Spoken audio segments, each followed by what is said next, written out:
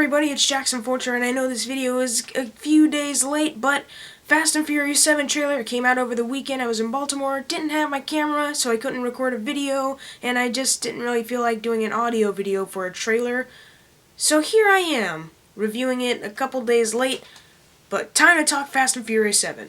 Now, we all know what's happening with the director here. It switched from the director of 5 and 6, the two only good Fast and Furious films in my opinion. The others were okay, but Fast and Furious 7 is directed by James Wan, who has directed mainly just horror films. The big standouts are Insidious and Insidious Chapter 2 and The Conjuring, and the recently announced The Conjuring 2.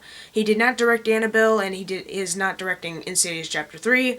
Didn't see any of those films anyway, so I don't really care. And one thing I really hope James Wan is able to do is have some good action scenes, because I think we've only ever seen him do horror, like only horror films. So hopefully, if I'm wrong about that, then sorry.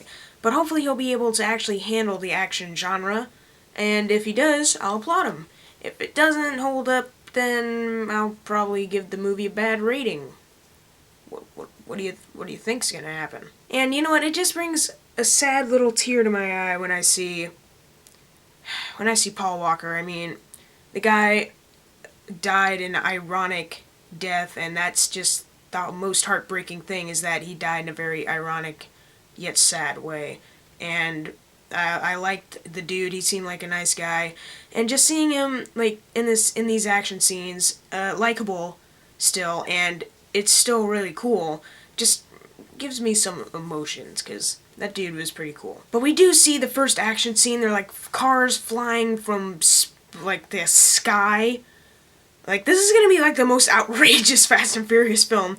Like in the other one, we had the longest runway ever, and in Fast and Furious 5, they had two cars dragging around a bank.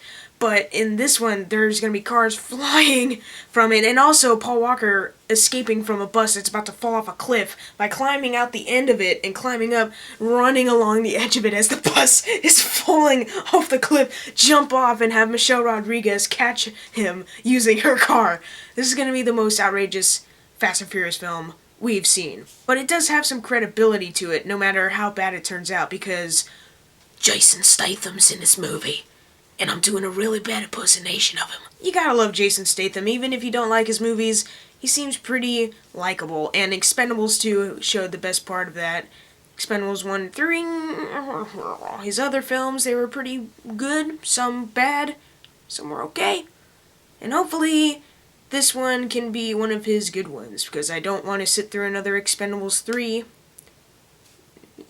You know what I'm trying to say here. But the weirdest thing that I've seen in the whole trailer wasn't seeing Paul Walker, wasn't seeing the bus about to fall off a cliff and Paul Walker being able to escape. It wasn't the cars falling from the sky.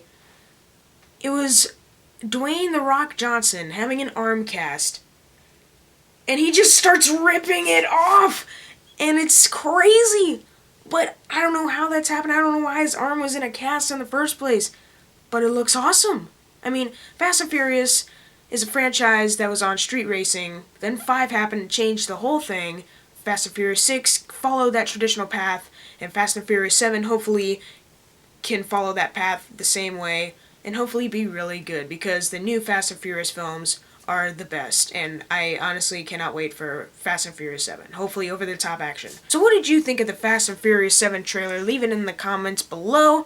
And I would like to say that I will also be reviewing the Minions prequel trailer, so look forward to that. Thank you guys for watching. Make sure to subscribe. I'm Jackson Fulcher. See you guys next time.